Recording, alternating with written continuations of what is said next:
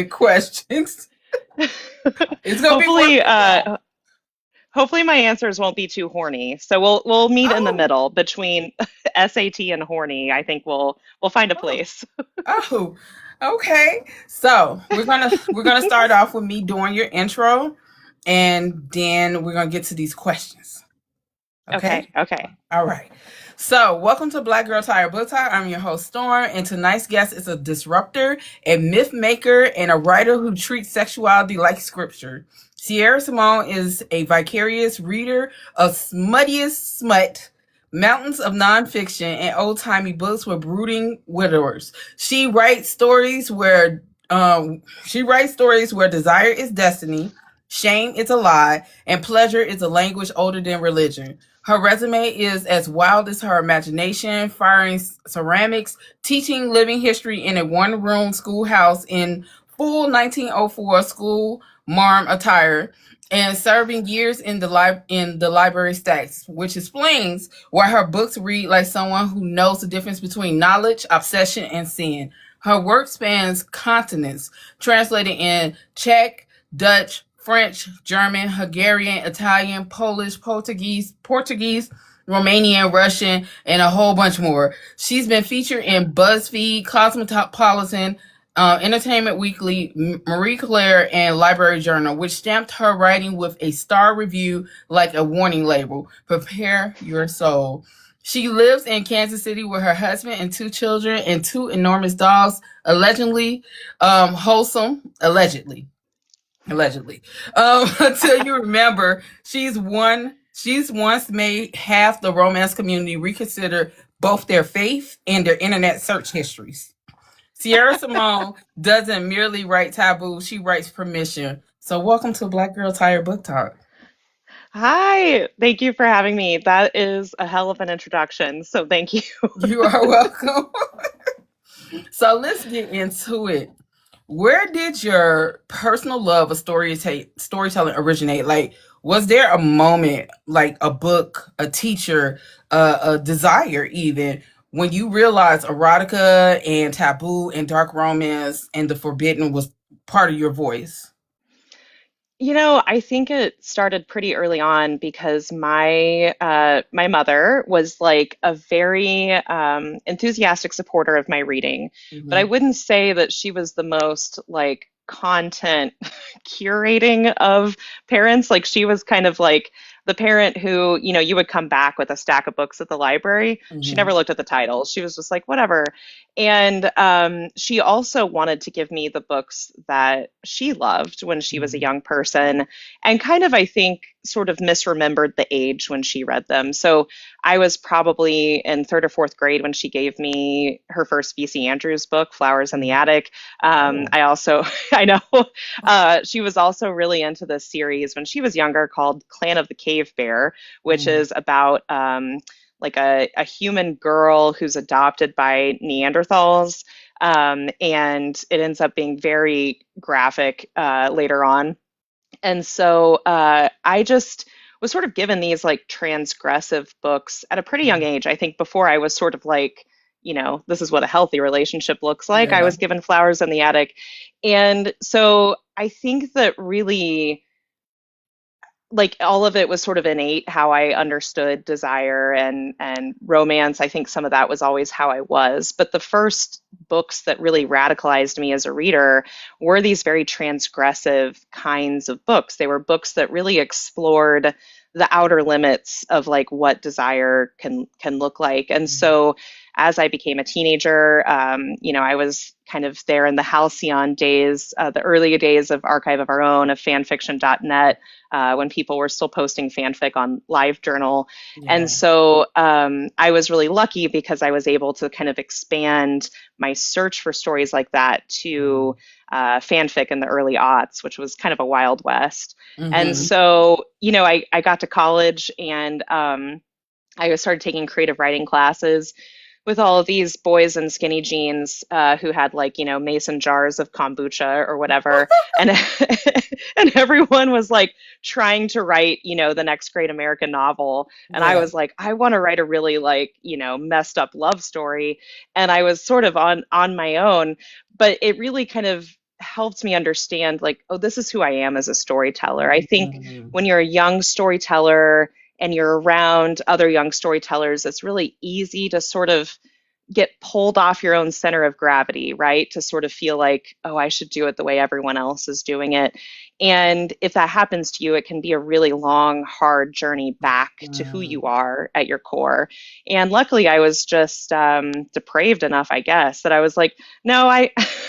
I don't want to write about like a middle-aged divorcee in Yeah. Brooklyn or whatever these people were writing about. Like, Yeah. I'm not interested in that. And so that kind of firmed me up. I was like, okay, this is what I like to do. I like to tell messed up stories. I like that. So your work treats women's bodies as something sacred and uncontrollable, mythic. Why was reclaiming sexual agency and autonomy as important in your writing? Oh gosh, I really love this question.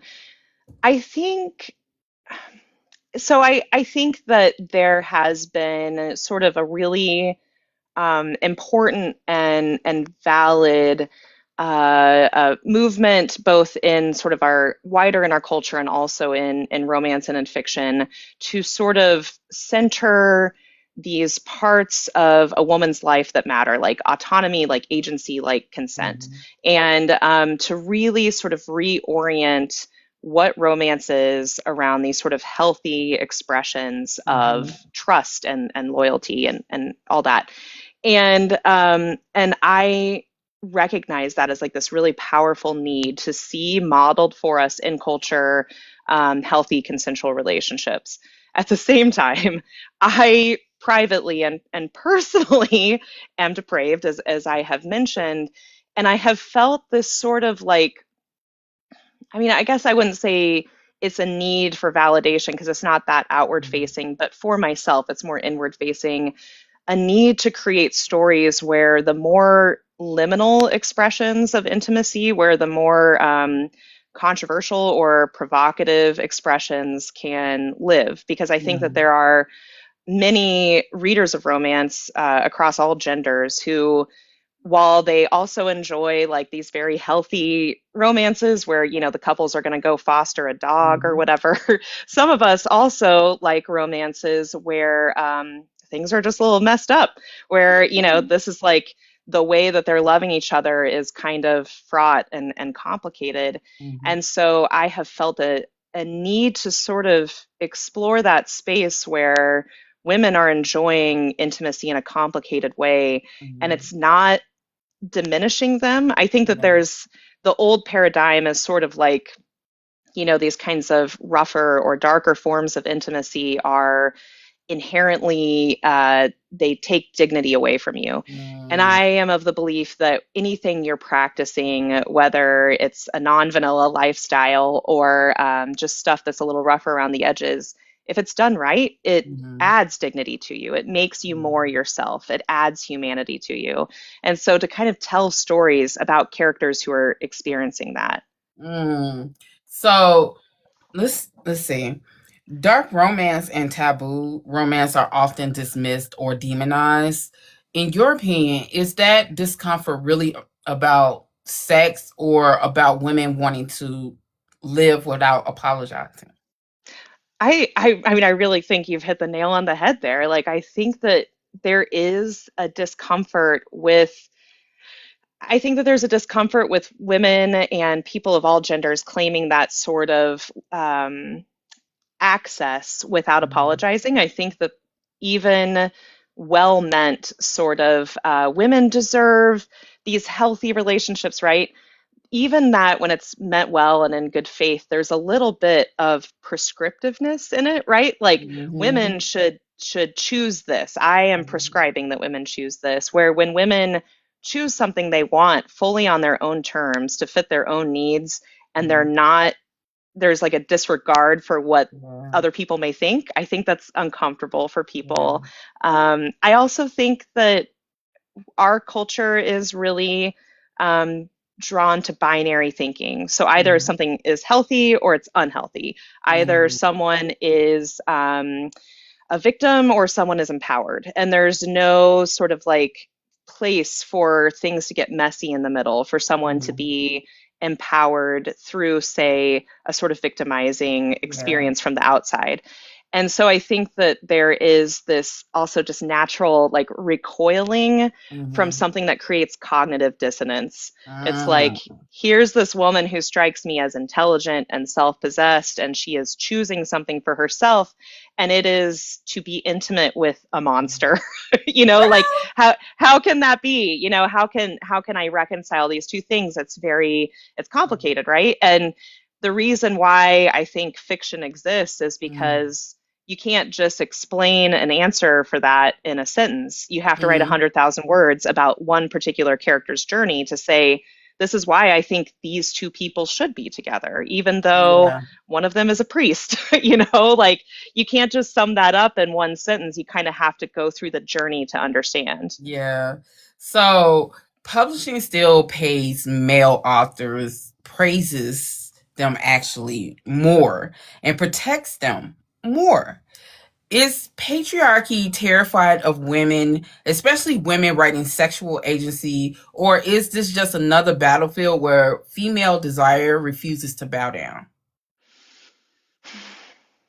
So I think that this is kind of a both and situation. I think that publishing is, even though if you look at the statistics, publishing has a lot of female presence in it. Mhm. Largely white women are the ones behind publishing.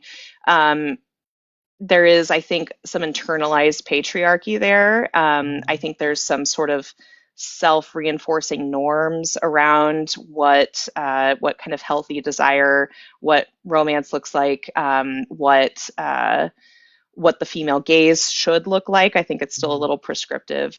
But I do also think that there is, like, we are sort of moving forward from kind of a second wavy feminist paradigm in publishing where there's sort of one way for feminist writing to look. Mhm. And I think that like publishing has really sort of circled the wagons around that Mhm. one way for publishing to look, and or for romance to look. And so I think that right now we're hopefully kind of excavating that, right? Like I think we're in this really great place where even if traditional publishing isn't fully on board, indie publishing has created these doorways for Mhm. different kinds of feminist romance to be told, Mhm. and for that feminist lens to expand to all genders, right? Like we Mhm. have queer authors, we have trans authors, we have queer male authors who are coming in and adding their voices to this sort of horizon of Mhm. of stories. And I do think this is my observation over the last couple years that traditional publishing has begun to see what indie publishing can do. And I think they've begun to see like those readers are there. That was Mhm. always the justification before, right? As we can't publish this, there's no readers for this. And indie publishing has proven no, there are Yeah. readers for this. And so I think that that's been a really interesting disruption in a paradigm that might have grown a little stale over the Yeah. decades. Yeah. So let me ask you, before we deep dive into your books, which I'm only going to do one book per series because you have a lot of I do, books. I do. Been doing a long time. um, let's talk about representation. As someone who writes bold and boundary breaking romance, what are your thoughts on BIPOC visibility in the literary and romance world, especially when Black authors aren't awarded their just due despite producing culturally groundbreaking, works? How do you feel about that? So I really think that this is a place where like white authors like me, and then also like publishing adjacent people who are white, so publicists, marketers, that sort of thing. Like this is such an ongoing conversation that I try to put myself in a posture of just like thinking of it as like a process, right? Rather than achievement, what I would like to do and what I would like to reflect. And so I'll give my answer now, and then I also want to create space for like, for me to probably have a better answer in 6 months after like Yeah. more things have popped up. But really what I have observed is that there is still this giant lag between what I would say is tremendous indie success for a lot of Mhm. BIPOC authors, and where trad publishing is willing to sort of like pick them up and reflect that, versus the success that white authors have in indie, and then how quickly publishers are like, let me offer you a print deal, let me, Mhm. let's get you an agent, that Mhm. that sort of thing. And so what I really hope, my Mhm. position in sort of the dark and taboo romance space, is that we can expand BIPOC representation, not just all over romance, but in my corner of romance too, Mhm. so that it's not just one kind of contemporary sort of Mhm. sweeter rom-com that is Mhm. like elevated, but that like Black authors and Indigenous authors and Latina authors, people who are writing in romantasy, people who are Mhm. writing historical, people who are Mhm. writing paranormal, that all of these genres are able to surface in Mhm. addition to like the kind of sweeter contemporary titles. And so I think that one thing that I think authors who are white, who can like things we can do right away, is we can make sure that we are elevating BIPOC Mhm. authors through just simple things like who you're sharing in your newsletter. Like if you're Mhm. like, I'm excited about this book, like what are the books that you're sharing? What are the books that you're reposting on social media? I Mhm. also think that there's something valuable in the events that you're doing. Mhm. If you have the option to pick an in conversation partner, Mhm. looking at like, does it have to be another white author at every stop, Yeah. right? Like just kind of looking critically at like the space that gets filled by default by white authors. Mhm. Panels are another good example, I think, Yeah. where if you're invited to a panel event and you're a white author, I think it's worth having a quick conversation with the panel organizer just to say, do you have the rest of the lineup? I don't want to take a seat away from someone who, could be better served by being on this panel than me. And Yeah. so things like that, I think, are a way to sort of make sure that in the space that you're at, that you're able to elevate BIPOC authors and make sure that there's sort of like structural access, right, for Yeah. readers and Yeah. authors. Yeah. So we're about to get into priests. Where do I start? Okay. So religion and sex have always existed in the same room, whether people wanted to believe it or not. But you locked the door and turned on the spotlight. What made priests forbidden premise irresistible? The taboo or the humanity of Father Bale's desire? What was it? I really think that what I was interested in doing with priest, or kind of the question that I was like Mm, trying to answer for myself, is a question that a lot of us have, right? Which is the sort of like religion, and almost every religion has something to do with this tension. I mean, not every single one, but a lot of the big ones have mhm, this tension where um, you are invited as an adherent to worship with your entire body physically. mhm, mhm, Your entire body is invited to the party, but dogmatically, your body must be controlled. And mhm. there is like a sense of I guess dogmatic, but sort of policy control, Yeah. right? Like you're not allowed to have sex if you're not married. Certain people are not allowed to have certain kinds of sex. Obviously, queer sex is right off the table. And Mhm, so the way you use your body is very restricted. But there's a tension there, especially in religion like Catholicism, which is a very physical religion. It's a more ritualistic religion than, say, Protestant Christianity, which is very much about scriptures. It's very much about what's going on in your head and your intellectual understanding of God. Catholicism is like you kneel, you walk, you stick yeah. out your tongue and you get some food. Like there's a very physical element to it. And that tension was very fascinating to me, that I was called to worship with my body, but then my body was also half the time treated like a liability, that it was, Mm, this thing that could lead me further away from God. And I find that to be a very interesting friction. And so with Priest, I really wanted to create a character with Father Bell that sort of embodies that tension, right? Like mhm, where how can sex be unholy when it brings me closer to God to experience it? You know, how does it make me a better believer and also just like a better pastor, to Mhm. sort of deny my body these things, right? Like, I think that there's some real tension there. And I think most people don't know this fully, but Catholic priests being celibate is a development. It is a tradition that developed over time. It's not mandated in the scriptures, right? That I mean, Yeah. Catholicism is newer than the scriptures. It developed, and so there wasn't like a precept. Like the Apostle Paul Yeah. wasn't like everyone should marry rather than to burn, but it's better to be celibate. But by the way, if you're a priest, you have to be super duper celibate. He doesn't say that, and so it's something that developed out of economic tensions, in the Yeah. medieval period, the church didn't want to pay for a priest to have wives and children anymore. It was expensive. There used to be, brothels that Yeah. catered specifically to priests. And so celibacy was kind of a gray area for a really long time. And you see it get firmed up as we approach Yeah. as we approach the Renaissance. And so I think there's also this sort of historical tension, like how necessary is Yeah. it? Like, what are we doing to these guys? I think it's like the illusion of spiritual perfection. Oh It's yeah. that's how I see it. I see it as like it's only taboo because a man said so. And Right. then it's just an illusion of your perfection spiritually when it has absolutely nothing to do with your spirituality. Because if honestly, a orgasm, the little death, you know what I'm saying, you one step to God any goddamn way.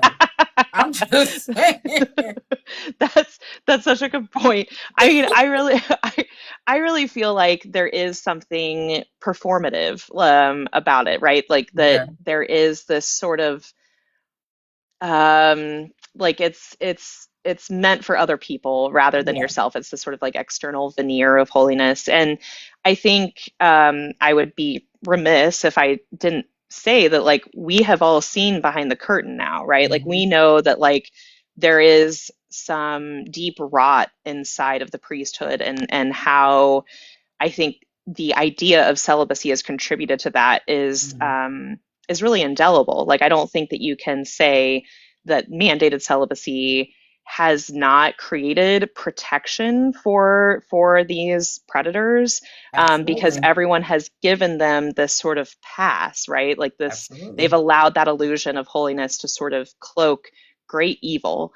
And so I think that and it's not that that this doesn't happen in other denominations, that Protestant places and evangelical Yeah. places have not had this issue, but it was so systemic in the Catholic Church that I think, it really bears looking at the whole apparatus. Like, That part. why are we sort of performing this, right, when we know that there's so much rotten wood that has to be torn out? Yeah. So let's talk about Poppy's confession, waking up Tyler's buried identity. Was this story ever about lust, or was it about resurrecting parts of himself he thought faith required him to kill? I mean, I think that's absolutely the thesis, right? Is like, I think you've really nailed it, that there there was never like a fully organic version of Tyler Hmm. that was living before Poppy came. And Yeah. when she came and gave her confession, and it sort of like, kind of awakened this like dormant version of himself, that was always the truest version of himself. But he Yeah. felt like the only way he could cope after his sister's death was, to sort of take on this role. Like Mhm. that was his like coping strategy. And in fact, the whole series is basically about the different unhealthy ways these Yeah. brothers have tried to move on after Yeah. this horrible thing happens to their family. And so for him, I think he felt like faith required, Mhm. losing touch with the physical part of him. Mhm. And for him, so much of that journey is accepting that it is almost impossible to fully love and know God without like having your body in the equation, right? Like, you can't just Mhm. pretend that your brain is in a jar. Your brain Yeah. is connected to your body, and your body is part of yourself. And I think that most of us now are familiar with the idea that like our body can hold wisdom and Mhm. hold pain or hold memories that, our brain isn't even fully plugged into. And so Mm, if you just took your consciousness and separated it from your body, you would no longer be fully yourself. Like there, you can't divide yourself into parts that way. yeah. So, do you feel like a responsibility to write stories that, even though they kind of dismantle the sacred institution, probably in somebody's eyes, not mine. I feel like everybody should be fucking, but or do you see it as liberation? I think when I write, I think my responsibility that I feel as a storyteller is to is to be honest to my own questions about how to Mhm. live a holy life. Yeah. And so I that's one of the reasons why the priest books come so far apart is that Mhm. I don't want to write them sort of as clickbait. I don't want to be like, Ah. and now, haha, it's a nun, and now, haha, it's a monk. I kind of want to like, make sure that each time I step into that space, that I'm stepping into it with, I mean, this is kind of cheesy language, but sort of like a seeking heart, that I am Mhm. like genuinely curious about what are these other ways that we can live a holy life. And Mhm. so I do think that there is like an aspect of liberation in that, and that I want readers to read about these characters and remember if they've forgotten or, Mhm. maybe learn for the first time that Yeah. their relationship to the numinous, to the Yeah. divine, is fully theirs. It does Yeah. not get to belong to anyone else. It does not get to belong to a pastor or a priest or a bishop Mhm. or to your mom. Like Yeah. your relationship to the divine is yours and yours alone. It's yours to pick up and put down as you please, yours to grow or to shrink as you need. Yeah. And so that is what I hope people take away from it, is that they are fully their own agent in how they connect with God, or if they do at all. I just want to say, I hope y'all know God sees everything. So he saw you getting flipped over like a pancake and syrup running down your asshole. FY. Just Yeah. And in my universe, God is happy for you. He's like, right. you go. I'm glad you had a good Saturday night. So let's talk about the Lioness trilogy. And we're gonna start with Sock Kids. What drew you to the Tristan and Isolde? It's how you say her name? Oh, Isolde. Yeah, that. So, and what gave you this you laced that myth with BDSM and erotic devotion and emotional surrender. I loved it. I loved it. So what was the mentality behind that? So I tricked myself into writing Tristan and Isolde because I originally wrote the new Camelot series, which is Mhm. King Arthur, Lancelot, and Mhm. Guinevere. A very similar sort of like I made it contemporary. I fixed it by having everyone kissing Mhm. each other. I think that's the way to do it. When you have a love triangle, I'm like, but why not just everyone? We don't have to choose. And so as a throwaway line in New Camelot, I mentioned Tristan and Isolde. But I will say it's a legend. I've always loved King Arthur. That's Mhm. been a legend and an obsession for me for a very long time. But Tristan and Isolde, which is sort of on the, in the periphery of King Arthur, I was always a little bit iffier on, because to me, they're sort of like, they're very insta love. They're Mhm. really bad at having an affair. They keep getting caught in like, very silly ways. Mhm. And I kind of sided with King Mark, who's supposed to be the bad guy. But I'm like, I mean, you guys literally are just like running rampant all around this guy's castle, like shamelessly. I don't, I kind of don't feel bad for you when you're getting caught and he's unhappy about it. And so I wrote this as a throwaway line, and then I was like, oh man, now I have ideas for them. This is the danger. I don't know if you've run into this yet with your writing, where you write just one secondary character for half a minute, and then you're Yeah. like, oh man, now I know you, and now I kind of want to write your story too. Yeah. Yeah. It's a it's So a it's a work hazard of the job. Tristan and Mark are devotion disguised as dominance. Yeah. Does power in your work become erotic because someone is finally willing to be seen and undone? I mean, I think that's it. Is I really think that there is such a power, and it's sensual, but it's also like almost spiritual in being fully seen. And I think that's what where a lot of taboo and dark romance kind of finds its energy. I think I saw Kenya here earlier. I think this is something Kenya does really well, where the hero is able to see the heroine in a Mhm. way that no one else has ever seen her in Yeah. Kenya's books, right? And so like even though he's a very scary person, like he is also giving this protagonist something they've never had before, which is Mhm. an unvarnished 100% ICU. Mm. And in Lioness, that is kind of the dynamic that's happening with Mark and Tristan, where I think Tristan has a bad dom at the beginning, and that's the United States Army.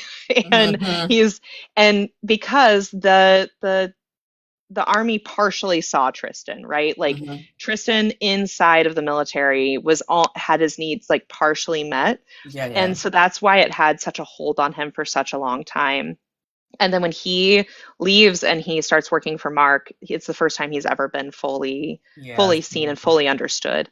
And that's one of the things I was really interested in this trilogy is the idea of being seen and the power of being partially seen, because Isolde is also partially seen by the Catholic Church. The Yeah. Catholic Church is like meeting her needs, almost all the way, but not quite.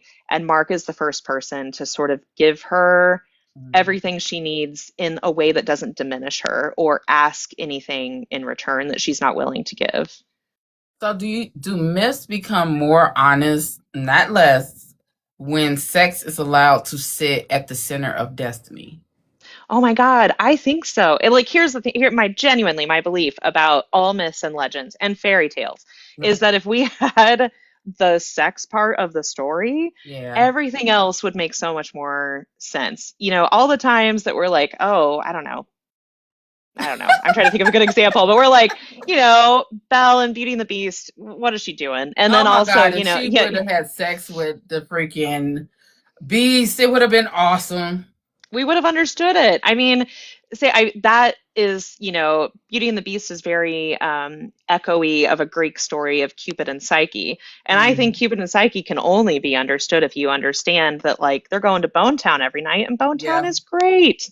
I think Yeah. someone just mentioned Frankenstein. Frankenstein. I Yeah. like I think also like if we put sex in so many stories where it's not front and center, those dynamics make a lot more sense. And so I feel very protective sometimes when I see people kind of like punching down on, Mhm. fairy tales or legends or even like texts that have become very popular, like Twilight. They're like, oh, Bella's so stupid. But I'm like, Mhm. well, but if we fully understood the sexual dynamics at play, if it was written by someone else, and who Mhm. was willing to put like a wiener on the page, then I think that we would, a sparkly wiener, then I think that like a lot more of it would sort of make sense to us, like why the Yeah. characters are acting the way that they are. And Yeah. so that's one thing that I really enjoy about retellings is how can I extract these dynamics that have been buried by eons of respectability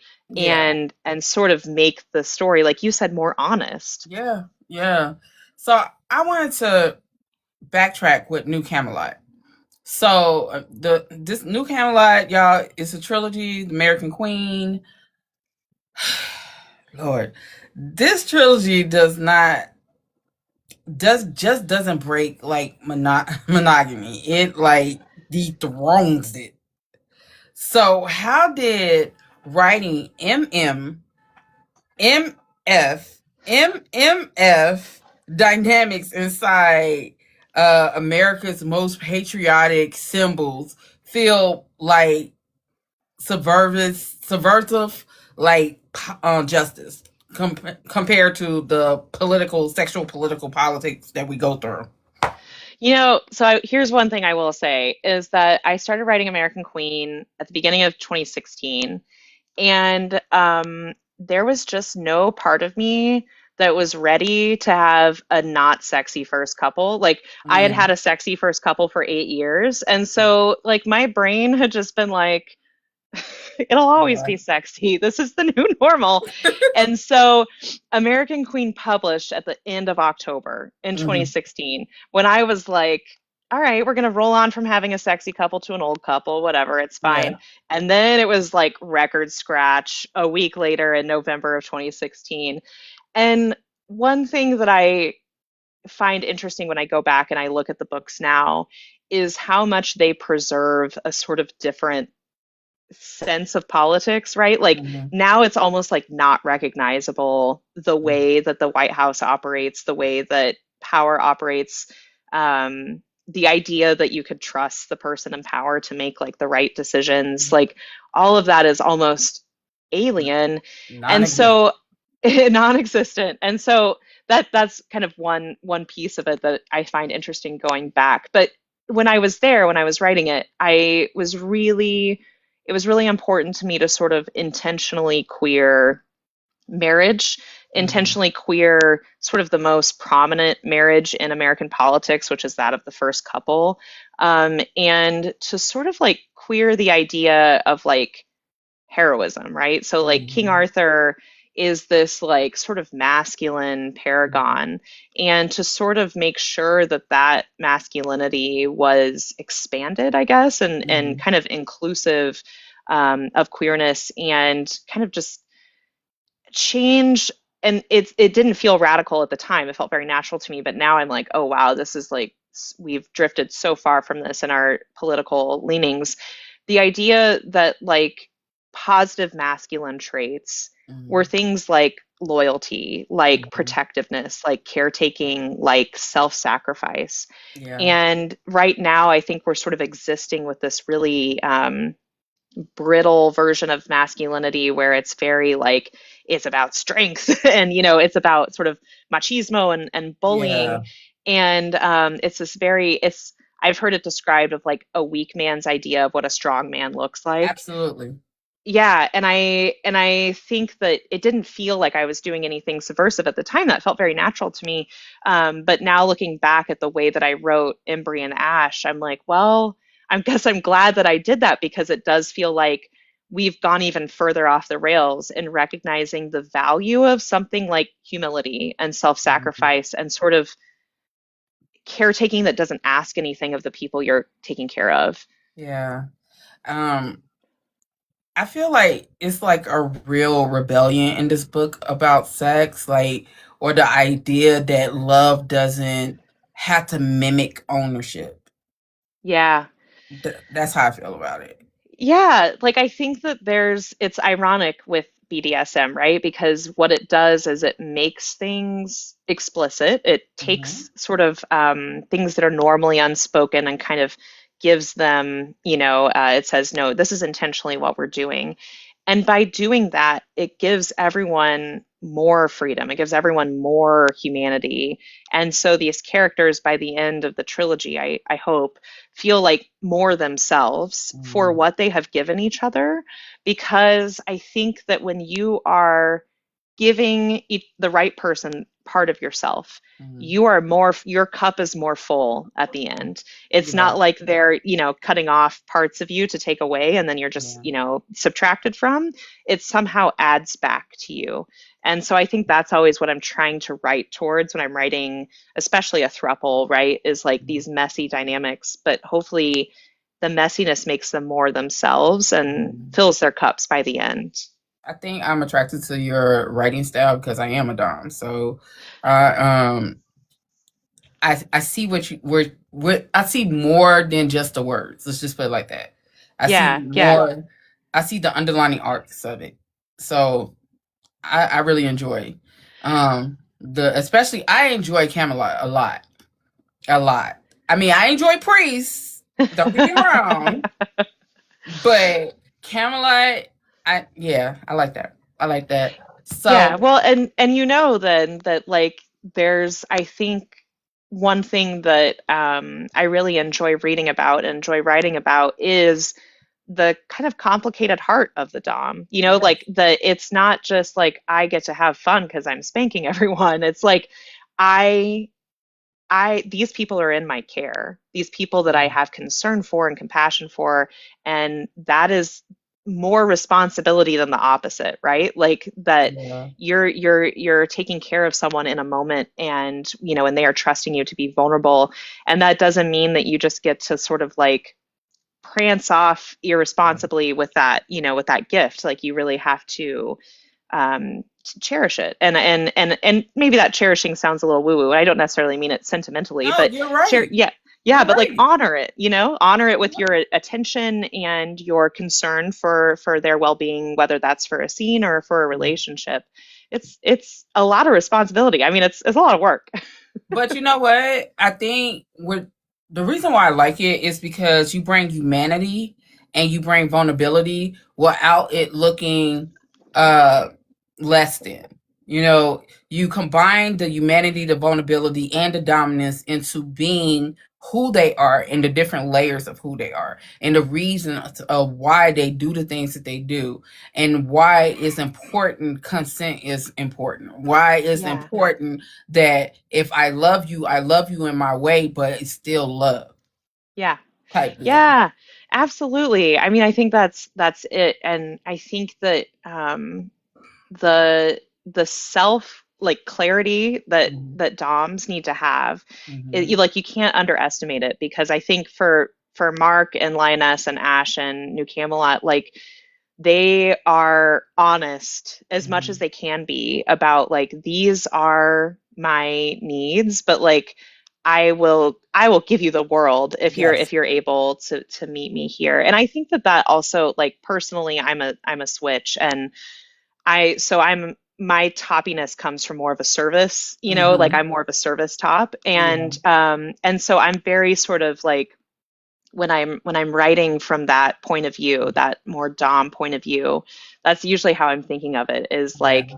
I want to make sure that the person, that I'm sort of doing this for them Yeah. in a way. And I have to kind of jump up a little bit to get to where Ash and Mark are. Those are like a little Mhm. bit of they're like a couple rungs of the ladder Yeah. ahead. I have to kind of hop up. But like, that's, I think, why I try to stay grounded in that Yeah. connection, that emotional Yeah. connection. The why and the who instead of the what. And that's so important. People write books where doms are considered just mean, that they're Yeah. considered just these villains. Not, they never give you the backstory of why this punishment needs to happen and how this Yeah. correction needs to happen to better and strengthen our bond. A lot Yeah. of people don't write that. They just jump into the okay, get on my lap and let me spank the shit out of you type deal, or get on this St. Andrew's cross and I'm gonna do whatever the fuck I want to do. It's it's never the beforehand. Like how we get here? How did we get here? Please. Well, and I don't know if you found this when you're writing, but I find that the sort of like ancillary parts of kink are some of the juiciest narratively. So when I'm talking about Mm-hmm. aftercare, when I'm talking about sort of initial get to know you conversations, what are your limits, what are your comfort level, how I even say in 50 Shades of Grey, which is a movie, but there is a scene where they're like negotiating their contract or whatever, Yeah. and that's the only scene in the movie where I was like, I actually really like what this scene is doing, because there is well, I like seeing Dakota Johnson without a shirt, but the other thing I like is where they are actually talking about what the relationship is going to look like Uh, in detail. And there is this sort of, the way the scene is shot, there is like this parity between them, right? Like they're yeah. both sitting at a table, they're both sort of equals in that moment.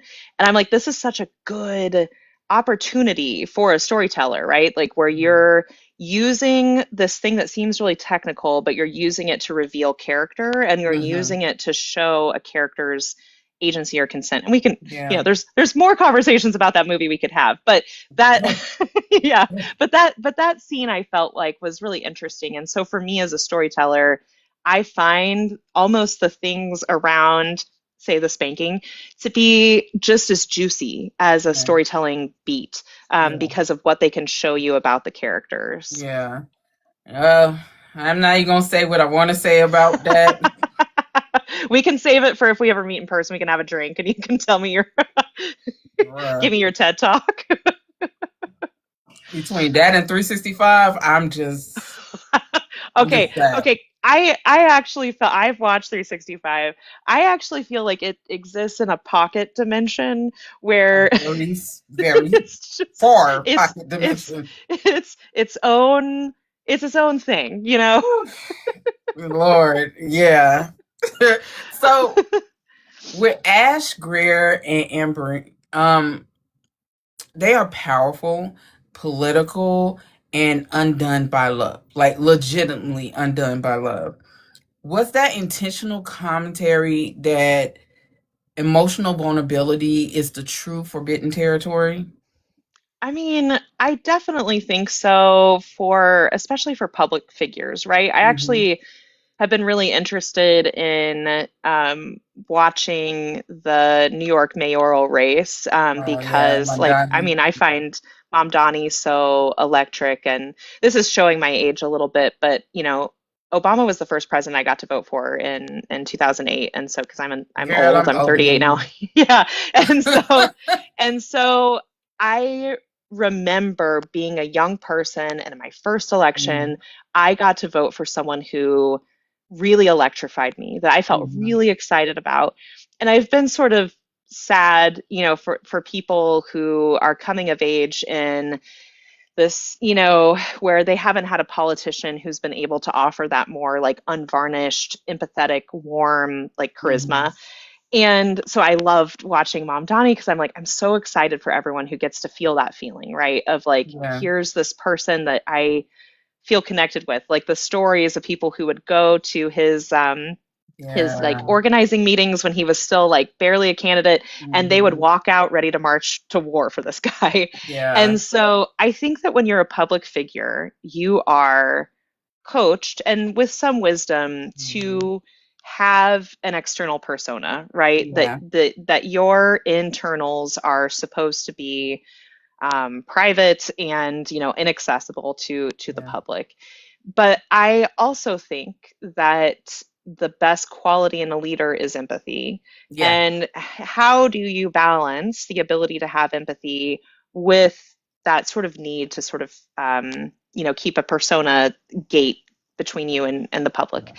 And so that is something in New Camelot that I was interested in exploring with their relationship, where I wanted their vulnerability with each other, their, curiosity about each other, their openness to each other, and then also the ways that they could continue to hurt each other even yeah, after all these years to inform the way, especially Ash and Embry grew into being leaders, mm-hmm. because it's their empathy that allows them to do that. And ultimately, this is like a little bit spoilery, but the book's been out for almost 10 years. But, Yeah, you know, Ash has this sort of big moment at the end of the trilogy where he sort of solves these really big problems in an almost entirely invisible way, right? Like mm-hmm. he's not seeking public acclaim. He's not seeking, sort of this like hero's whatever journey. Mm-hmm. He finds a way to solve this really big problem diplomatically. And then when the Yeah, moment comes for like self sacrifice, that's what he chooses, is not yeah, to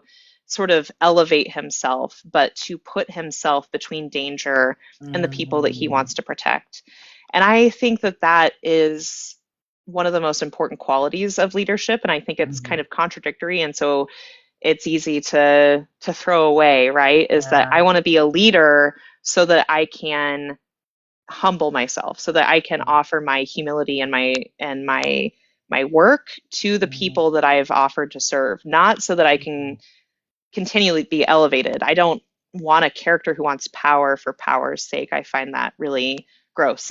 It's So, it's like, it's giving JFK and Jackie, oh, yeah, yeah, and it's giving Obama and Michelle, and yeah, I could see Mandani in the way he met his wife on a dating app type deal. So I love it. I can see all those factors in it, and it just looks, feels, and it's just an experience. If I was y'all, I would go read that because it's an experience. I mean, it's nasty as fuck. Yeah. It's hot. It's hot. Don't let people read over your shoulder for sure. It's hot. But it's really good. I like the social commentary. I like the sex because it's not held back. Yeah. It's full on. Like Uh, it's full on. So I that's a love way that. that's a way to say it. Yeah. It's full on. Like I was just like, whoa. I just kept saying whoa. But it's another series, the Thorn Chapel series. Hmm. the the Thorn Chapel series feel like sacred, like right, like he was talking about earlier, a place where identity splits and desire resurrects. What what truth about selfhood were you excavating there? Like what was it? What was it? I mean, so I think that with Thorn Chapel, I had like a couple different areas that I was interested in exploring. So I'd finished writing New Camelot, but I was still really interested in this idea of like kingship, I guess. Like what does it Mm, mean to be a leader? What does it mean? And even in Thorn Chapel, this guy is just a leader of his group of friends, right? He's not yeah, like an elected politician or a religious leader or anything like that. He's just kind of the de facto prince of this yeah. group of friends. And what does that mean to sort of like love them and care for them, and what would you be willing to do? And also, I was really interested in, I don't know if you've ever gone to a place that just feels different, that just feels special. And Mm, sometimes it can be someone's house, but sometimes it can be like a patch of woods or a mm, mountain or, we don't have woods in Kansas, but like a hill, like there are just places you go where they just feel special. And mm, I am not someone who's very, I try not to get too sort of, out there with my talking about that. Like I'm not someone who's very metaphysical naturally, but yeah, I find that so interesting, especially as someone who's not metaphysical, right? Like I have yeah, a friend who is a witch, and so mm, she would tell me, "Oh, this is special because of the ley lines or mm, because of what happened here years ago or something like that." And I'm like, that's great, friend, but like, but for me, like, what is the answer? And so Thorn Chapel was me trying to write a place like that on purpose. Like yeah, this place, it's a moody British manor house, kind of set in the moors. And I was sort of interested in, can I create a place that is indeed special?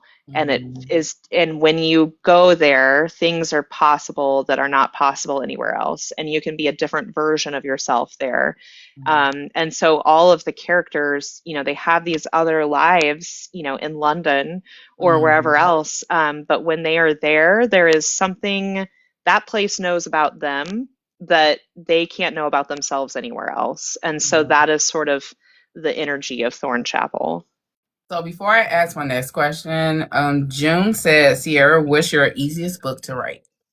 Oh gosh, this is such an interesting question because I feel like there's easy in different ways. So American King, which is the last book in the New Camelot trilogy, it was hard in the way that like it was like a hard workout, right? Like where it was like Mm, my muscles are straining, I'm sweating, but it wasn't hard in that I lost my way. And so in some mm, ways it was so easy because even though it was like climbing a mountain, it was climbing a mountain where the path was like so visible to me the entire time.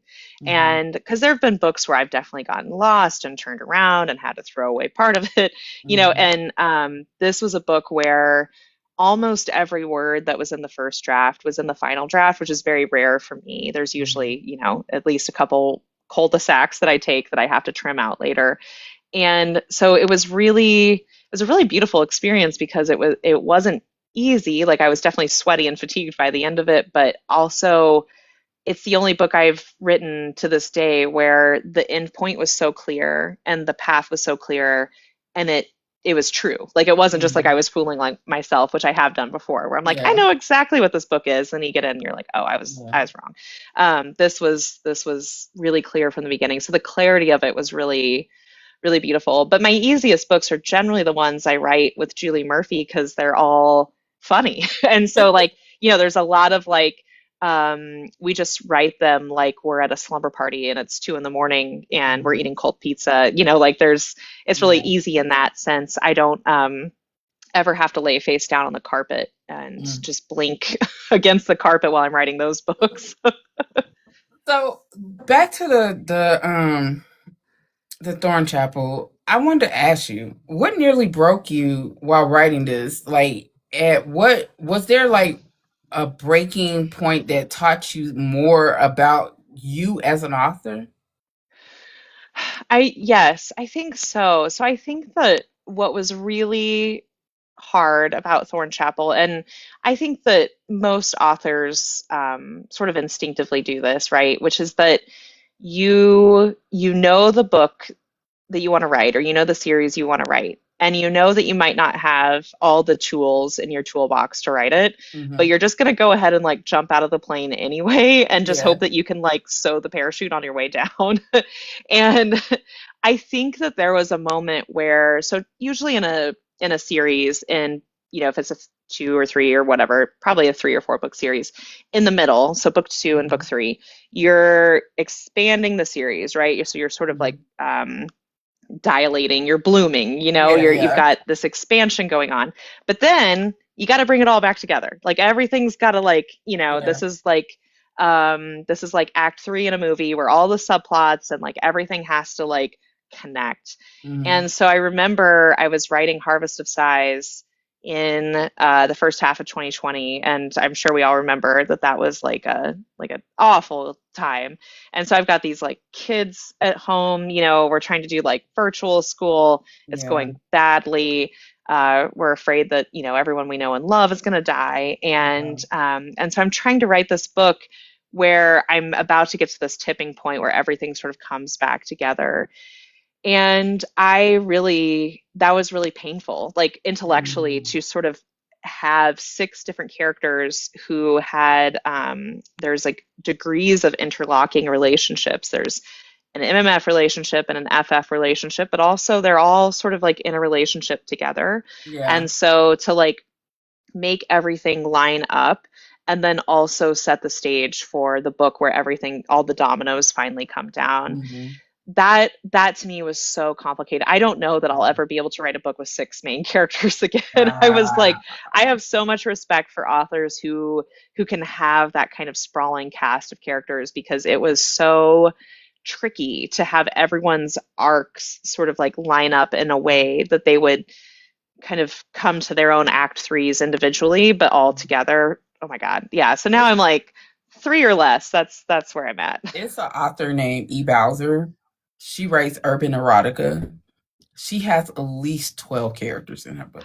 Oh my gosh. I mean, that's incredible. And the POVs you can read through it and just know what everybody is doing, but she does it so good. She does it so I good. I think it's incredible. I mean, I saw a long time ago, Katie Robert was writing a book and they had Barbie dolls to sort of Mhm. like map out the love scenes. And I I got to that point with Harvest of Sighs where I had to sort of like, I didn't have enough Barbie dolls, but I had like, a bunch of Mickey Mouse dolls or whatever, Minnie Mouse dolls. And I was like, okay, so someone's like, because you got to know is like these 2 people are together. This person's over by a window. This person's eating a celery stick. Like you got to have Yeah. like everyone's choreography. It's really hard to keep that in mind. She does it. Like she just joined. E. Bowser, she's like every product of the street book had about 12,000 POVs, but she made sure it sounded good. The plot was plotting, and it was fucking a lot. And it's mainly BDSM s. So it's like really good books, but you can understand the POVs, especially if you like POVs. Yeah, yeah, So yeah. I mean, it's amazing. Like after 6 people, I was like, we're going down to 3. We're gonna have that because it's a lot of people to keep track of. I'm impressed. That's amazing. So, do you ever get insulted when people say you write elegant corn because you can't say the p word, but elegant corn, or say that your writing is too erotic for them? Like, is that an insult or proof that erotic literature is always been literature?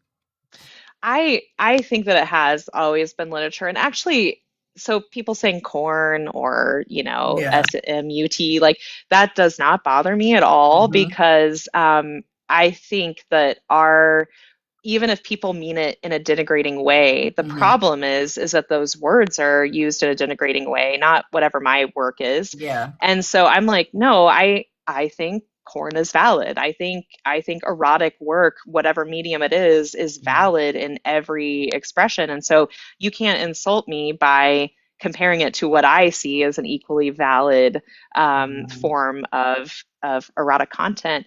Yeah. And I also think, when people say, "Oh, your work is too erotic for me," I I have two reactions. So it kind of depends on who it's coming from. So if it's a reader, I'm like, Mhm. that's absolutely okay. Like I would rather you self-select out of something that you know is not for you, read Mhm. what you're comfortable with. That's absolutely okay. I don't read stuff that's too happy for me. So, sometimes there's stuff that's just too happy for me and I don't read it, or there's stuff that's too safe for me, where I'm Mhm. like, I know that this is well written. I've read stuff, work of this author before, and I know that it's going to be good, and beautifully done. It's too safe, and that's not generally what I Yeah. come to reading for. Um, when I hear uh, publishers or like people I could collaborate with, kind of saying that. Like when Julie and I were selling our Christmas Notch series, we met with a couple different editors, and there was one editor who was sort of like, I would like you to take this spice down several notches. I think this is just too erotic for what I would normally do. I found that really, not, I didn't like recoil from it or anything, but I just found it really curious because I was sort of like, but why? But why? Like, why isn't this form of relationship considered valid? I mean, especially because it's a queer MF series. So, like, the characters they're in MF relationships, but they're both bisexual. And it was sort of interesting to me that, like would this energy be here if it wasn't so overtly queer, if these characters weren't so Mhm. overtly queer? Or sometimes I find that that sort of like record scratch where they're like, oh, this is too erotic, is coming when it's not vanilla, or Mhm. when there's maybe some more complicated dynamics happening. So I always am kind of interested, like, is this coming from sort of like a institutional prudishness, or is this coming from a discomfort with a more inclusive vision of Yeah. sexuality that doesn't match the norms, Yeah. because I don't think it's a coincidence that a lot of lower heat books are, the kind of books where there's like one love scene at 80% and then that's all you get. A lot of them This is are horrible. straight MF white characters, kind of default characterizations. And Mhm. so I'm kind of like, is this genuinely like you don't feel like the spice fits the story? Or is this a discomfort with something that is away from the norm? Yeah. Yeah. I don't like closed door. That's one. Because I like my books to reflect my own appetite for things. Yeah, yeah. And I don't like closed door and I don't like I have to wait until it's 200 pages in the book and the first scene is and it's just one paragraph. Yeah, yeah. Cracked door. That's what I call it. I'm looking through the I crack in the door. I hate that. I really do. And if you market it as, "Oh, this is steamy." Where the hell was the steam? Where Yeah, yeah. So it's that not for me. I understand that there are people who like it, and there are some books that if it's like a trad YA that I'm really excited about writing, or reading, Mhm. I understand I'm what I'm getting into, but what I crave reading most of the time is very open door, and Mhm. like you were saying, like it reflects your own appetites. I Yeah. am the same way. Like I just have a high appetite, I guess. And so I like reading characters who also do, because Yeah. that is, that's my experience. But Yeah. for the most part, if a reader comes to me and they're like, this is too spicy for me, I'm generally like, oh, of course, like read what you feel comfortable with, also because it might change. I know that there are readers who, one year they're like, oh, I read a really spicy book, and they'll name an author who's like just cracked door. And then 2 years later I'll meet them again, and they're on to multiple hockey players in the room, and one of the hockey players is a dragon shifter or something, like they've moved way on. So a lot of times people just, kind of grow as they're reading. Okay, I'll ask this question from Lene before I start with the next question. How do you decide the narrators for your audiobooks? Oh, okay. So this is like a complicated question now because some of my audiobooks are with a publisher. And Mhm. so when you are traditionally publishing, your publisher will generally invite your input. That's how I phrase it, where they say, do you have someone in mind?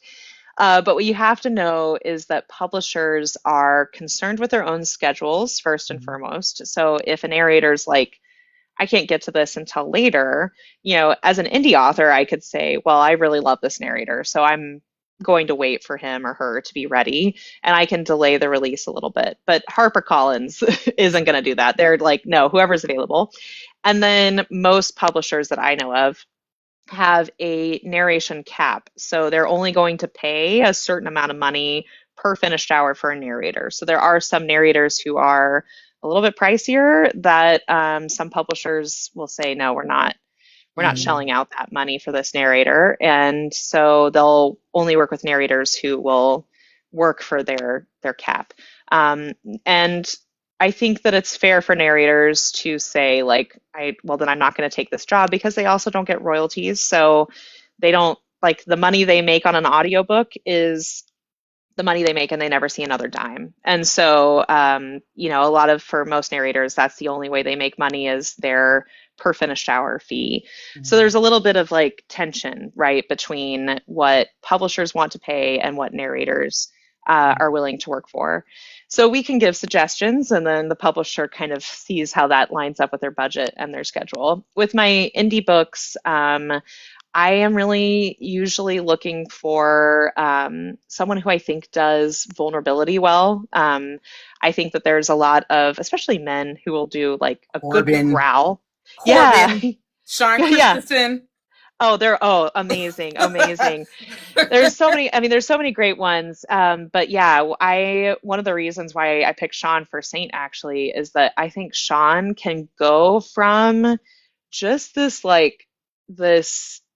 Yeah, sexy level yeah, to just like I've opened up my rib cage so you can see my heart, and like yeah. in a sentence. I And that interviewed is, him. I I love almost that. choked on my drink because he did like a Scottish thing, and then he did an Irish thing. Then all of a sudden, the voice octave dropped very deep, and then he started growling. I was like, "What the You're hell?" like, I'm glad I got the headphones on. Yeah. But him, Sean Corbin, I don't know if you ever heard of Zeno. Zeno is like a new narrator. He has such a deep voice and it's very sexy. Even though I see him as a Ooh. little brother, so I'm saying that loosely, okay? Yeah. Um, but Zeno has a very sexy voice. You have Miles Washington, Michael Midnight, you have Jackie Lynn, and Wesley Sobin. Oh, yeah. Yeah. Wesley, she's another one I think that just can do like in a sentence just a heartbreaking He amount can just of say hello. feeling. Yeah, and you can just feel the emotion in it. I for me, I think that is key for my narrators. And other authors are different. So I know other Mhm, authors who are very strategic about mhm, like I'm picking these narrators because of their name, and mhm. I'm sort of picking. I know some authors who will have like an ensemble cast, and they're like, okay, Yeah. I'm going to have two or three marquee names, and then I'm going to have this name that I think is going to be big, in Mhm, 8 months, and I'm kind of taking a gamble on. I am not at all that way. In fact, because I give all of my narrators the option to use like a pseudonym. I'm mhm, like, look, if this is like you don't want to do like gay monks or whatever, like you don't have to do it under the name you file taxes under. That's fine. And so, because for me, the name is less important than the performance. And so mhm. it doesn't matter if you call yourself Jane Doe, like as long as the Yeah. performance is there, that's all that matters. I would love for you to do like a FFM with narration by Wesley, Jackie Lynn, and Corbin King. Oh man, that would be so sexy. That I would be need that in my so life. sexy. I need that in my life. So if you do a indie book and you then do an audio book for that, just keep those names in mind for that's all I'm asking. I'm in. I'm in. I'm gonna start cooking up a little story just for that. I just need to hear that. So, what does sexual freedom mean within BDSM beyond the leather, aesthetics, and kink? What is the freedom in the context of consent and surrender and reclaiming yourself?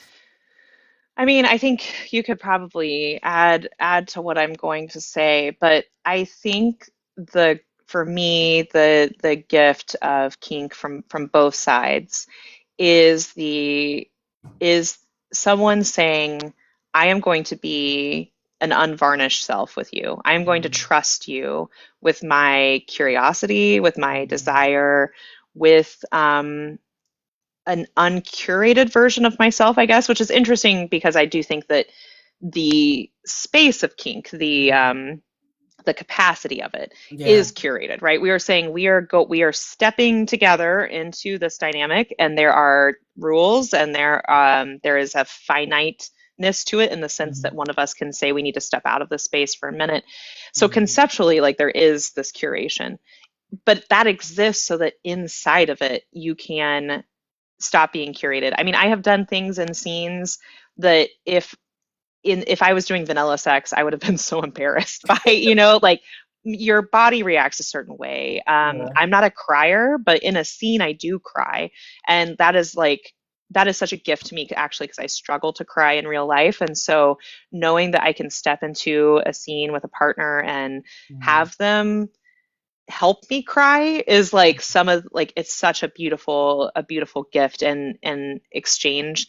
And I yeah. think that that is also one of the things that when people write about kink in a shallow way, Mm, that they're missing is that it's mutual, that it's a yeah. mutuality, that you are sharing something together because whether, whatever side of the dynamic you are on, you are also giving something of yourself. Like, Hmm. even if it's in the moment, my willingness to be a little cruel, like that is Yeah. not something that I ever would allow out in, like while we were together at a mall or like in Yeah. Costco, right? But like the urge to like ram someone's Costco cart with mine, like, but in a curated scene where we've Yeah. consented, there is this moment where it's like, okay, I know even if you cry, I can keep going, because we've agreed. And so there's a mutuality to it. And so I think that that is the sort of gift Yeah. in BDSM. I feel also that as a dom, I just feel like it's a it's a unique experience to humble yourself. It's a unique experience to humble yourself, and it's also such a privilege to not have ownership of your emotions, but be able to be a part of it as though it's my own.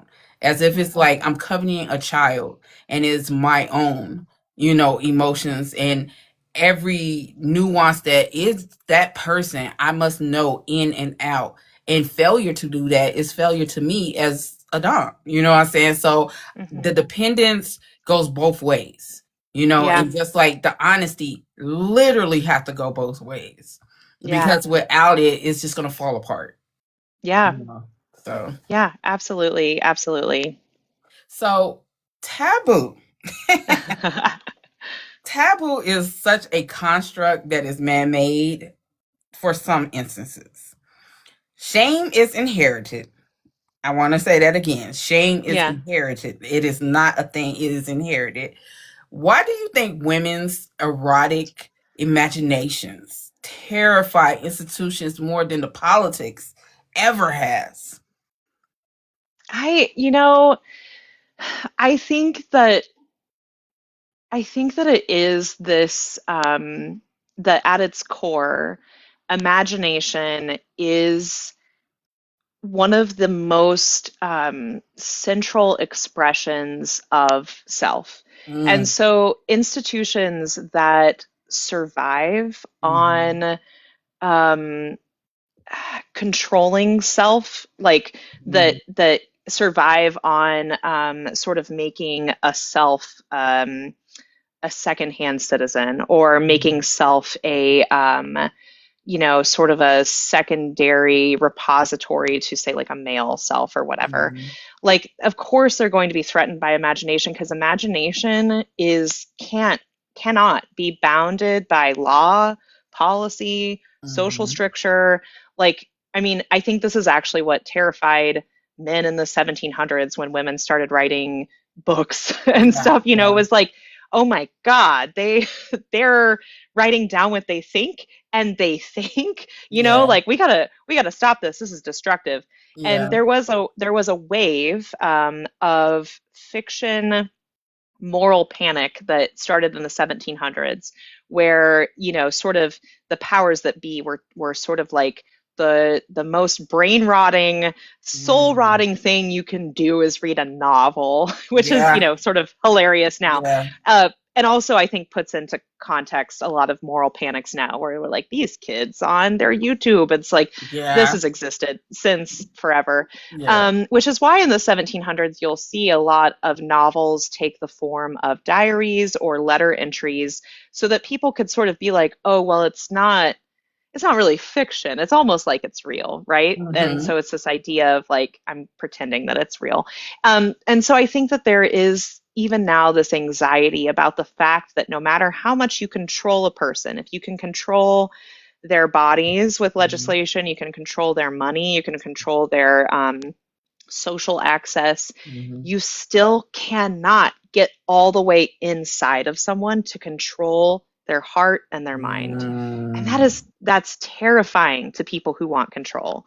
Absolutely. You're never able to do it. Like, you can put someone in a box, and never allow them to see the sun again, Mm-hmm. and you're still never going to be able to keep them from thinking about the sun. And so it's powerful in that way. I think that's honestly, I think, like, not to get too like topical, but I do think that that is the anxiety around books that people see as subversive. I think that's the energy behind book banning. They are terrified of imagination. They're terrified of our thoughts. I always say that women who like the moms of liberty, I will call them out because I don't like the bitches. But I feel like women like that, the reason why they do that is because they're not comfortable in their own sexuality. They have been repressed by their own sexual needs, and they believe in that old world mentality of the man leads the house, but I also have to spread my leg, have these babies, and do nothing else and cannot complain about it. So they're still on that. And if they see anyone, they were the type of people in the 70s probably that when they saw the sexual liberation freedom, the hippies, the beatniks, and all of them, they were the ones like, oh my God, put them in jail. They're criminals, they're thugs, type deal. These are the people who don't know what expression really is because they never owned their own. Absolutely. I mean, I really think that there is this gravity, momentum for white women to protect their proximity to power, which they see as Mm-hmm. like white male power. And so they are willing to harm almost every group that they could make common cause Mm-hmm. with to protect their access to white male power.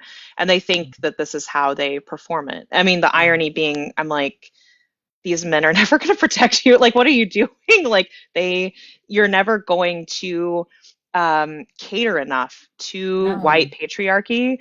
And in the process, you are sacrificing so many marginalized people Yeah. in your quest to protect yourself, you say. And like, I Yeah. think it's so callow and evil. But I also think that there's obviously a lot of hypocrisy. And so, like, the Mm-hmm. Moms for Liberty person who was found to be having threesomes with her husband, where Lord. yeah. And it's sort of like, I don't begrudge you having your private life, but I do No. begrudge you making queer teenagers feel othered when this is what Exactly. you're doing in your private life. Like, that you are publicly harming people and privately enjoying something Yeah. else. Like I find that just really gross. um, but again, I think that it's really telling when you have a worldview where a single book could knock your worldview sideways. Because Yeah. I feel like, we all here in Book Talk world, like we all have worldviews where, I could read a book that is contrary to what I believe or what I've been taught, and I don't think it would knock me sideways. Like, I actually think Um, because my worldview is grounded in like human rights. So, like, yeah. I wouldn't read a book that's like, oh, you know what, people shouldn't have rights. And I'd be like, oh, I think they have a point. Like, no, my worldview is that robust. But Yeah. the opposite is not true, where, if you're so afraid that your teenager is going to read one book where someone is gay, and then their whole life is going to crumble. Like, I think that says something about your worldview and Yeah. not about whether or not there should be access to these books. And the crazy part about it, people don't realize that kink is not just, you know, what people think it is. Kink is anything outside of the missionary. Yeah. Anything Yeah. outside of missionary is kink. Yeah. So if you're out There, here I on mean, all fours, guess what? yeah, there was a sort of biblical idea that Mhm. even having a woman on top is dangerous. It's subverting gender roles, and it is, emasculating. And so, Mhm. I mean, how deep the sort of missionary only brain rot Yeah. goes, it goes back millennia. And Yeah. so, it is subversive. You are being subversive if you do anything beyond procreative sex inside Yeah. marriage. And so I think it's interesting. A lot of people don't realize they're participating in that Every subversion, and time. they assume that they'll be protected, when bad things come, and it's like, Every nope. time. So you've collaborated with Julie Murphy, Meredith Wild, and a whole host of others in shared worlds. How do you maintain Sierra Simone's voice while blending with other creative minds? This is really tricky. I mean, I think every co-writing relationship I've had has looked different. It's kind of like Mhm. a romantic relationship, like it all Yeah. looks a little different. I think it's generally, though, I wouldn't co-write with someone if we didn't have sort of a shared idea Mhm. around, how characters are built and Mhm. how what we want stories to express. And really, the tricky thing is kind of deciding the nuts and bolts. So Mhm. I've written with people before where we've kind of blended POVs. So like, one person would go through and write one chapter that sort of played to their storytelling strengths because they were really good at plot or dialogue. And then I would write the chapters that really played to my strengths, like sex. And that was kind of like irrespective of what point of view it was. And we would just try to kind of adapt our voices to fit that character. Um, and Julie and I, we split up point of view by character. So Mhm. she picks the character that has a cat, I pick the character that has religious trauma, and then Mhm. we kind of just go on our merry way. And that way we can keep the voices consistent character to character. Okay. So, what do you wish someone told you as a new writer with a voice that didn't fit the mold, and as a seasoned writer learning the cost of being authentic? So my number one piece of advice to anyone always is you can always change your name and start over.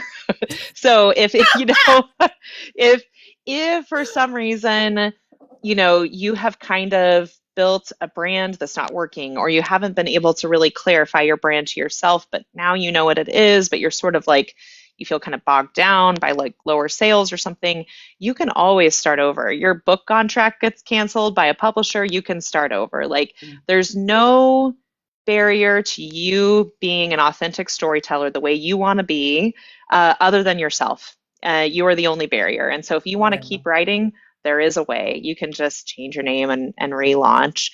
I know because I did it, and it worked out for me. And when I started the Sierra Simone name, I made a promise to myself that I wasn't going to write anything that I didn't want to write.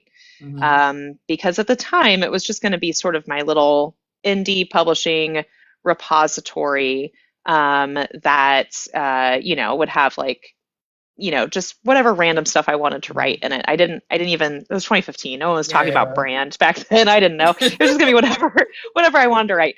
And I still have my traditional publishing name, and that would be sort of my, that's where most of Mhm. my 1099s were going to come from. Mhm. And so then as I started writing more Sierra stuff, I was like, I love this. I feel Mhm. really activated by this. And so I think this is where I'm going to spend most of my time, is writing the stuff that I want to write. And because I had made that promise to myself, it was kind of like a North Star. So when Mhm. things would come across my inbox that were like opportunities, to work with so and so or to write such and such for an anthology, I would ask myself, like, do I actually want to write this? Because I've already done the thing where I tried writing what I thought other people wanted to read, and I was really unhappy. And so maybe I can just say no to this and wait for the Mhm. next opportunity to come. And it was the best decision I ever made. So what I will tell people, like, after I say you can always change your name and move on, is that if you build a brand that is authentic to who you are as a storyteller, it Mhm. is true that it can take longer to build a readership. It's very easy to sort of look at the Kindle Top 100 and say, okay, I'm going to do this, and to sort of copy and paste you know, these are the tropes that are popular. This is the kind of cover that's working, and just try to do that. And there are some authors who are energized by that challenge. I'm Mhm. friends with an author who has done it really well. She finds that kind of like market hacking, Mhm. that to her there is such a satisfaction in that the book itself is kind of it doesn't matter, right? Like, Mhm. I mean, the book still matters. She still enjoys writing it, but the satisfaction comes from knowing that she hit the target. Mhm. So I don't want to invalidate that if that's how anyone approaches marketing, but for me, it's usually like very internal story first. I'm kind of writing for myself. And it takes longer, I think, Mhm. sometimes to build that readership. But I think that readership lasts longer. I think that Mhm. those people hang around longer. I think that you can do more interesting things, like jump genres or Mhm. move platforms and have people follow you because they're Mhm. there for your voice and the way that you tell stories, not necessarily only for hockey romance with a dragon shifter. Like, Yeah. if Yeah. if people meet you through just the one genre and it's very trendy genre, it's sometimes they're not going to follow you if you're like, by the way, I want to write sci-fi romance now. Mhm. They might stay, where you were originally. And so I think that if you are authentic to yourself and you build that readership slowly, you ultimately have a career that's longer lasting and more flexible. Like, you can go more places. So, what was the original dream for your writing career? Like, has the dream been mutated? Has it expanded, or surrendered to something way wilder than you ever imagined? I mean, in some ways, it's way wilder. I think my dream was and is still like it's very zoomed in to Mhm. me and my laptop, right? Like, I have just always wanted to live a life where I had the time and capacity to write, even if that meant I was writing while I had a day job like I used to have. That was still amazing to me. And I think when I picture myself in 10 years, it's like it's almost the exact same thing. It's me and a laptop, except now I would like to live, like a Victorian gentleman with like a silk smoking jacket and a Oh pipe. my god! I would like to be puffing on a pipe. I don't smoke, but in my vision, I have one, and and I'm like in a leather like armchair or something. But I think that also it's become way wilder than I ever could have imagined, because I could never have imagined some of the opportunities that have come to pass, like getting to travel to some like incredible locations for events. I did a signing in Australia once. Like, I never imagined that Oh. like my writing would take me to Australia, or Europe. And so it's been really cool to have this expansive stuff, and to have, because I write very inwardly, I was never a writer who was like, I can't wait for fan mail, I guess. Mhm. Cause like I was just never anticipating that, because I'm always like, well, I'm writing for my own weird self.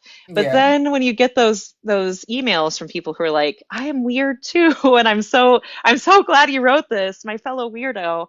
It is really beautiful in this moment of human connection where you're like, you know what, like, Mhm. there are so many people out there that we'll never meet, that we'll never even know, Mm-hmm. see the world in so much the same way we do. And they're just Mm-hmm. like, I would never have known that if I hadn't written a book. So it's like, it's so Yeah. beautiful. So what's next? Like the worlds you're building, the obsessions with the readers. Should we prepare for monsters that's possibly in I your mean, oh, grasp? don't tempt me with monsters. So I, Please, Kimmy. I have two more priest books coming. So there's one more Bell brother. He's the baby. He is getting the next book, and that book will be called Devil. Oh, He's a bad guy. So I'm like, I hope people forgive him. But he's hopefully he'll be cute while he's bad, and we'll forgive him. oh. Um, and then the last priest book will come out the next year, and that is in the priest series. There is another priest named Father Jordan Brady, and he's Father Bell's confessor. So he's like the priest that Father Bell goes to confess, and he'll be the last book in this series. And then Julie Murphy and I have a book coming out in January called Fundamentals of Being a Good Girl. And this Oh, is age gap professor, raunchy, a raunch com. It's a happy one. It's okay. funny because I think I used to write books that were sort of like had light moments and dark moments both. Mhm. But now that I write happy books with Julie, I feel like my solo books have gotten like bleaker because I'm getting all the happy words out with Julie. So then I only have the like really intense ones left for Yeah. my solo stuff.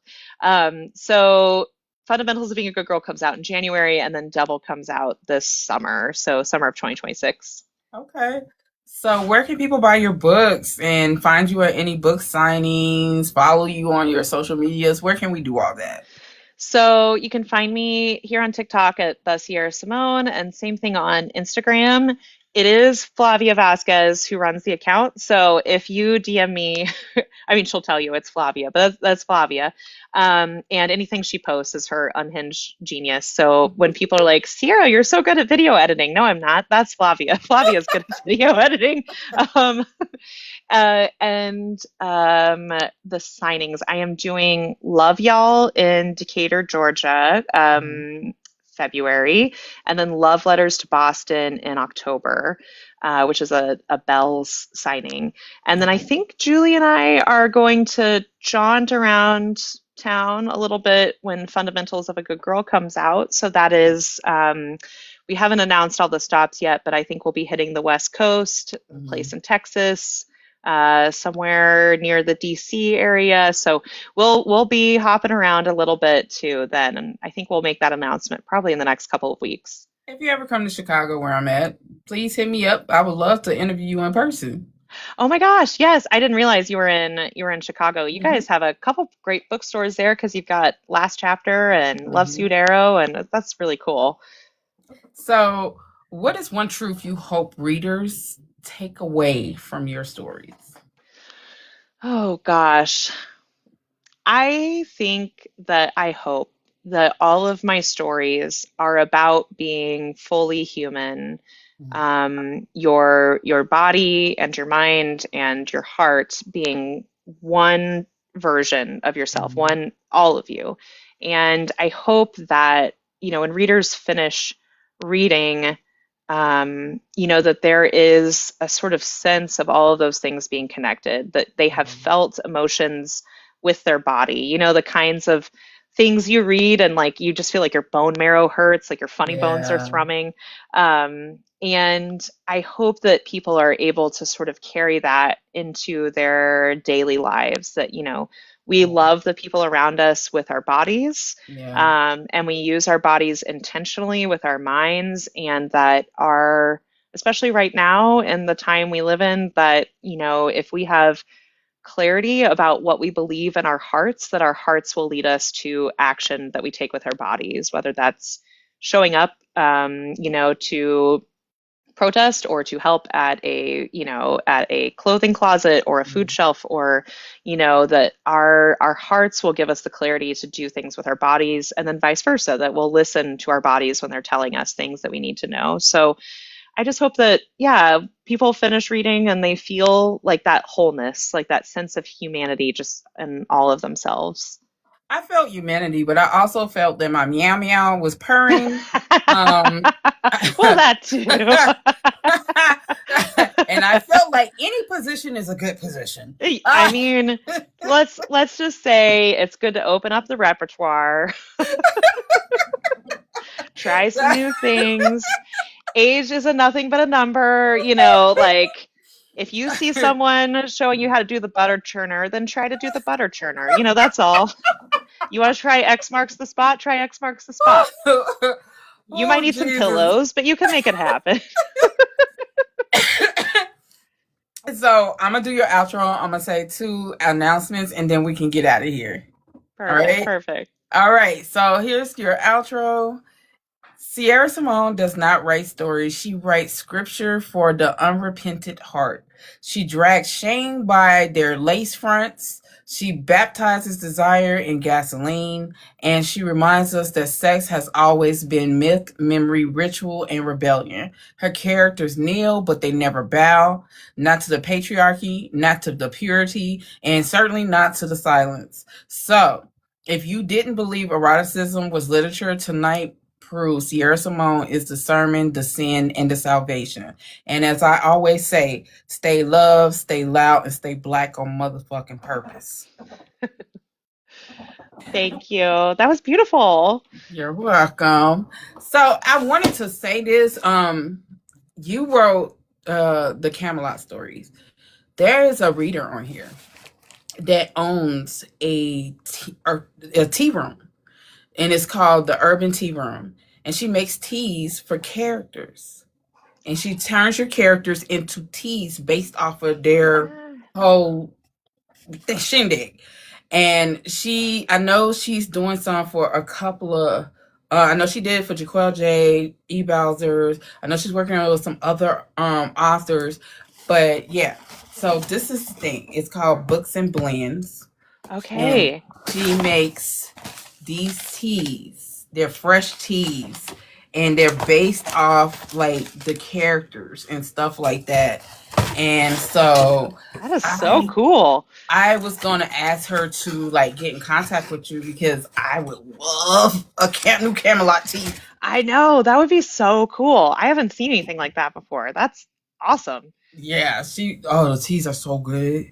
So Yeah, good. I love tea, like black tea, herbal tea, green tea, like Her I love all kinds of combinations teas. are crazy. I Those combinations are so crazy. Yeah. But the last announcement I have to make is the Boozy Book Tour. We're having the Pajama Jam in Las Vegas. That is 3 days of Las Vegas, Melanin Ball celebrating Black History.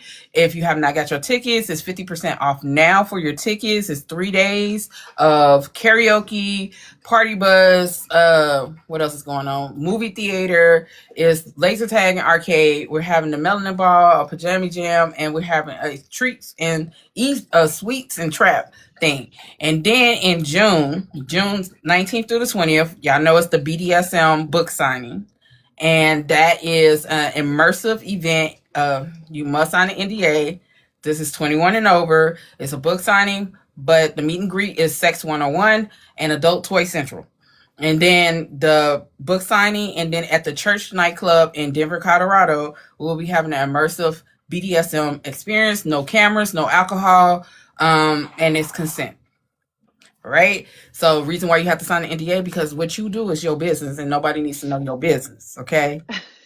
All right. All right. And right now we're having the Black Friday Cyber Monday sale. So go to www.boozybooktour.com. If you would like your tickets, 50% off for VIPs and 25% off for general admission. All right. So thank you once again. It was a pleasure talking to you. All right. Well, thank you so much for having me. This was awesome. Also, your questions were SAT level. I'm like, man, I need to take some notes here. This is great. We're gonna write a thesis by the time this live is through.